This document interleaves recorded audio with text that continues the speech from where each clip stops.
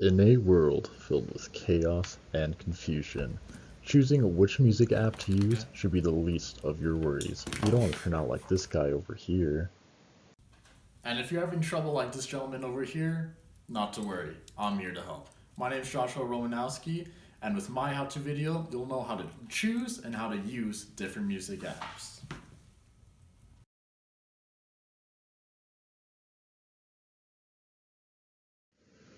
After getting Apple Music, you can access it through your music app. And when you first access it, you will be presented with the library home screen. And at the very bottom, you'll see 5 different tabs, which are Library, For You, Browse, Radio, and Search. We're only going to be focusing on Library, For You, and Browse, as Radio and Search do not have a lot of features that are worth explaining, and they're very straightforward. Search allows you to look up different artists by different keywords, and Radio allows you to find different radio stations. Now let's go back to Library. Library will basically show you all the downloaded music and all music that you have saved to your phone all in one convenient place. And it can be broken down into different subsections, which are playlists, artists, albums, songs, and downloaded music.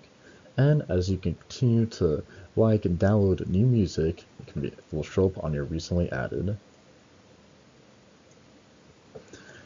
It's worth noting that the library feature is available without Apple Music, but the next tabs that we're going to mention do require Apple Music. Looks like this is the last song.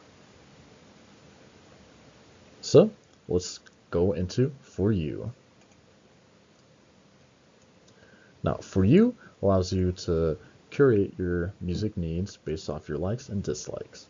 So here you can say, oh, I'm a big fan of whatever artist you like, whether that be like Kanye West or John Lennon, and Apple Music will recommend music based off those preferences. So it's a pretty great tab when you're trying to look for music that fits what you already like. And last, but certainly not least, we have Browse. Browse allows you to see what's in mainstream right now in the music industry. So you can see various charts, so like the Billboard Top 100, 200, what's good in the country scene versus the rock scene. So yeah, here allows you to see what's mainstream, and yeah, it also allows you to see new releases from different artists as well. Now that you know how to use Apple Music, let's go into the pros and cons. One of the pros with Apple Music is that you have access to over 40 million different songs. That is a ton of music. And if you're a little bit technology impaired, the Music app is already installed on your Apple product, which allows you to find it and access it with ease. And with that being said, it's a one-stop shop, meaning that you don't have to go through different apps or different playlists or songs that you like. With Apple Music, it's all available in one convenient place. That being said though, there are a few cons, one of them being that it does cost you $10 a month, so if you are a bit struggling right now financially, this may not be the app for you, and there's no free version for Apple Music, and it's only available on Apple products. Man, this place has everything. Everything I need right here. Next up on our list, we have Spotify. To use Spotify, you first have to download a client or an app on either your computer or your phone.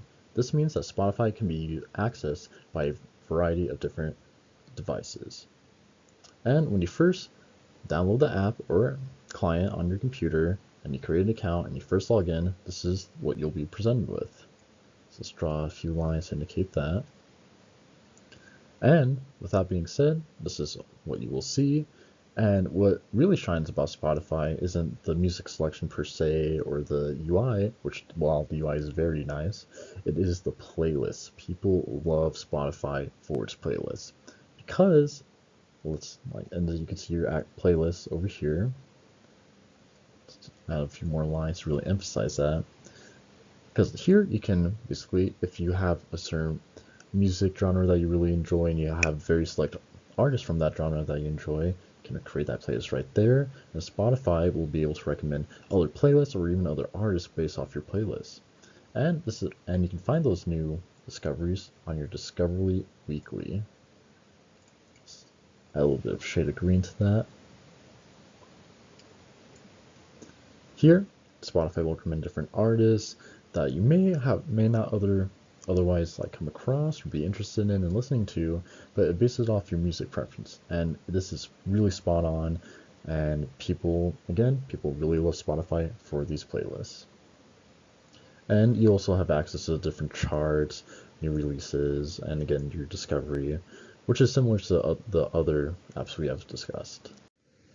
Now that you know how to use Spotify, let's go into the pros and cons. One of the first pros is that it has access to over 30 million different songs. Again, a very impressive number. And the Discovery playlists have allowed users to find new artists and genres that really fit their music needs. And on top of that, it has a free version. This means if you are struggling financially, you can still use and access Spotify for the majority of its features, though you'll be exposed to some ads. That being said though, to get rid of the ads and to access some of the other features mentioned on Spotify, that you do have to pay $10 a month for that.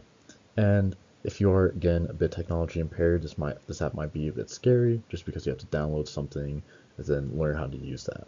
But this isn't a huge difficulty because the UI, the user interface, is very straightforward and it's very clean. Look at all these playlists.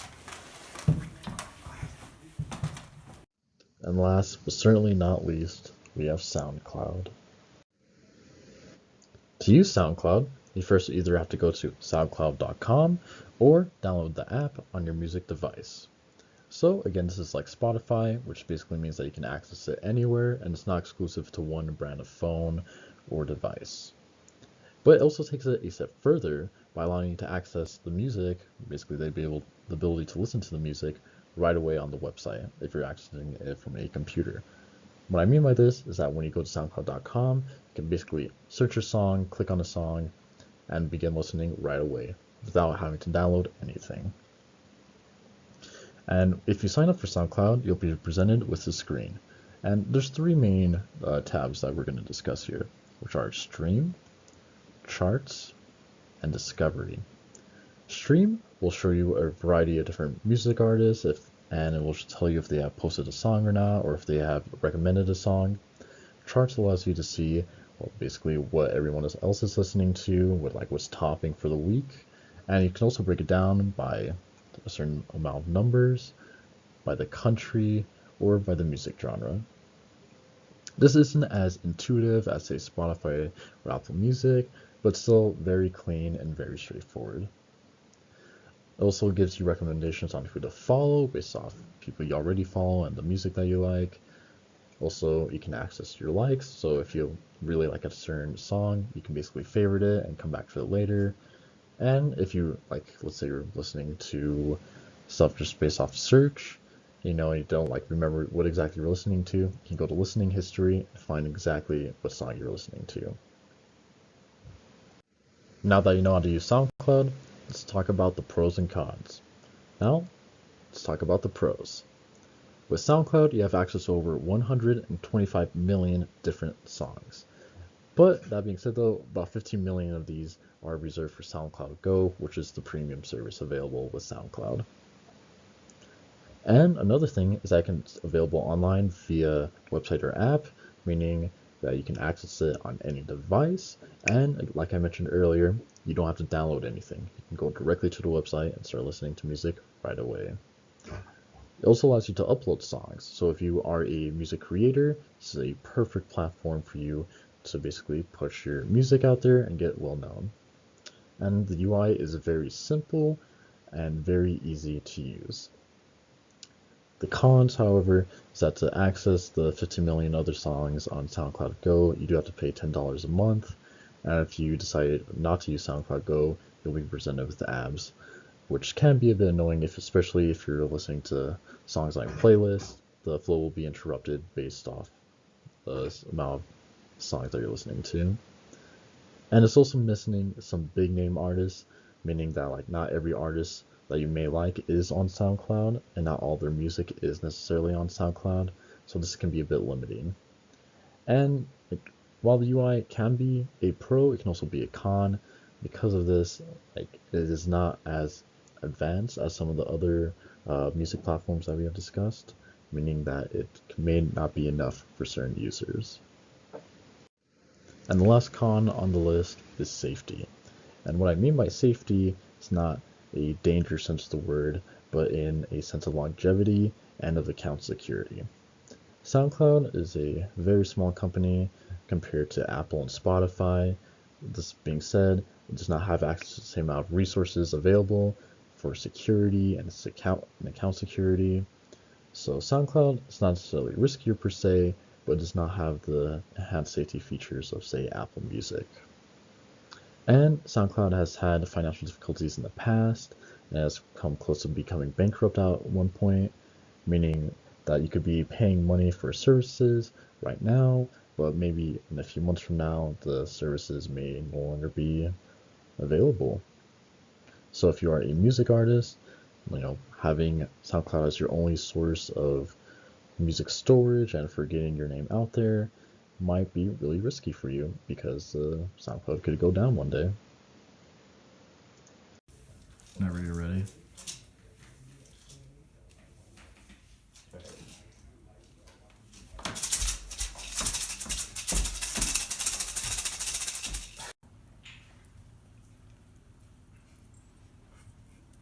Thanks, Josh. With your how-to video, I now know what app is right for me.